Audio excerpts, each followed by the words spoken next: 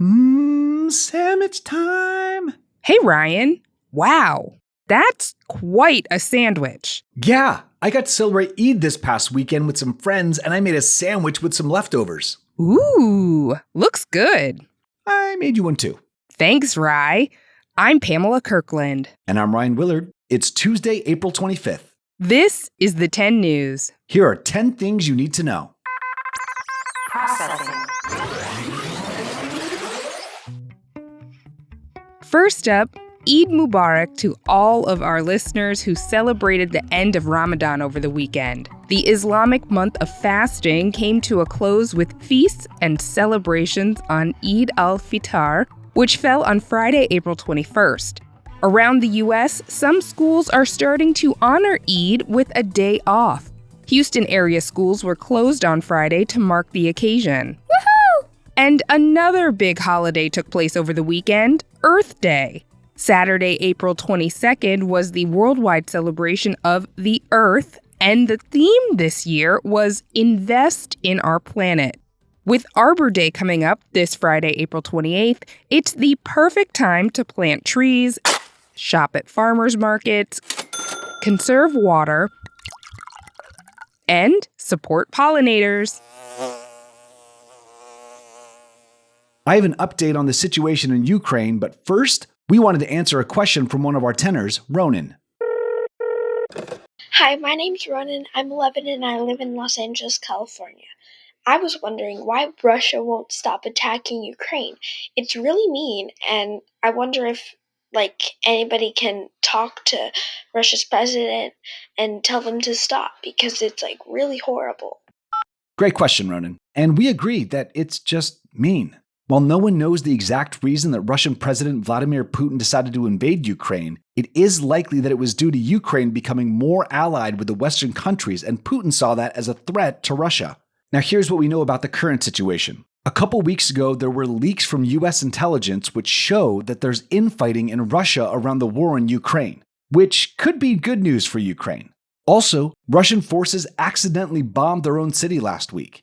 Intelligence gathered by Norway, Denmark, Sweden, and Finland uncovered Russian spy ships mapping the North Sea in order to sabotage wind farms and underwater cables which could affect power and communications in Northern Europe. Russia denies the allegations.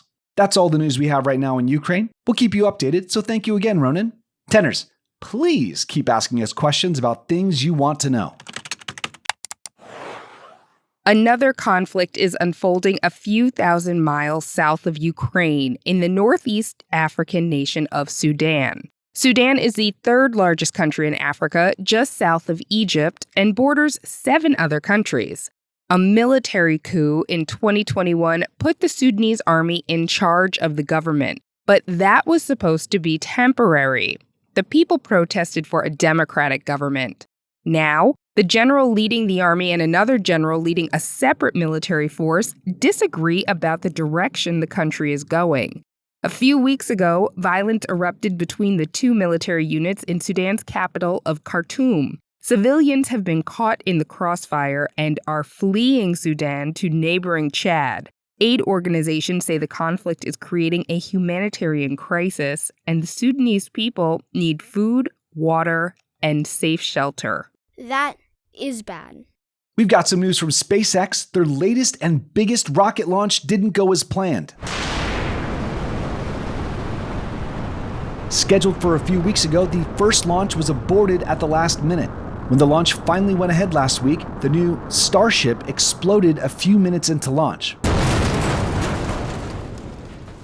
Luckily, no one was on it. Phew. Starship is the largest rocket ever developed, and NASA plans to use them one day. SpaceX CEO Elon Musk says they've learned a lot for their next launch, which should be in a few months. In other news from the sky, Southwest Airlines grounded thousands of flights due to a glitch in their computer systems. This is the second time this has happened in just a few months and caused massive delays for travelers. Flight crew, please prepare for landing. Why are Democrats asking one of their own to retire? Democratic Senator Dianne Feinstein from California is the longest-serving woman senator.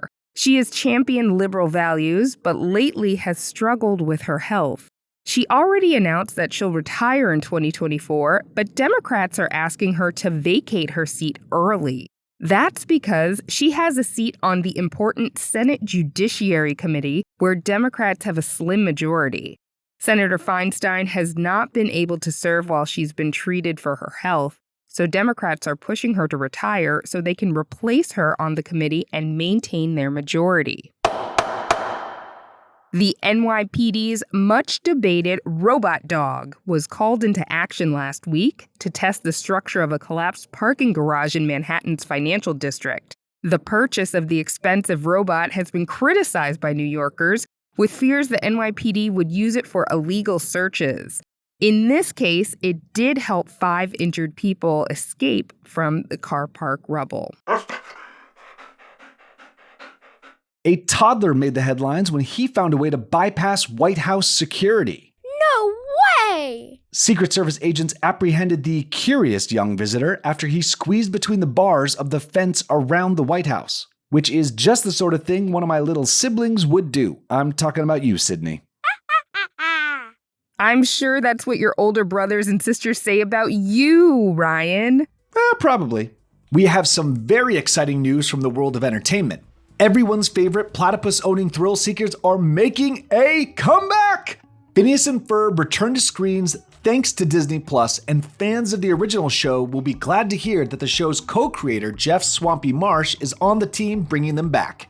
Oh, wait. Okay, now I'm ready. That was 10 things you need to know. Check out tomorrow's episode, our Earth Day special. I'm Pamela Kirkland. And I'm Ryan Willard. Thanks for listening to the 10 News. Data transfer complete. Hey, it's Ryan Willard. For those of you that love trivia, we wanted to recommend a podcast that we think you'll really like. The Ultimate Fact Off. It's a family audio game show. Check it out. Welcome to the Ultimate Fact Off, a podcast stuffed full of surprising facts where clever contestants battle it out to out-fact the other. It'll tickle your brain cells and leave you ready to out-fact your friends with your fact-tastic knowledge.